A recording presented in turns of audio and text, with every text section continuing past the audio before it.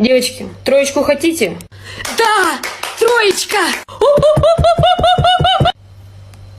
Будете тогда играть сценки. Кто будет Снегурочкой? Я! А можно не я?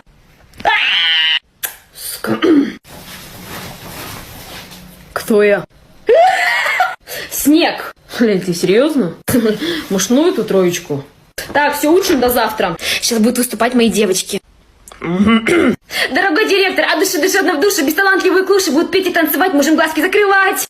Середина декабря, снега нет, у всех столбняк. Ой, тоска.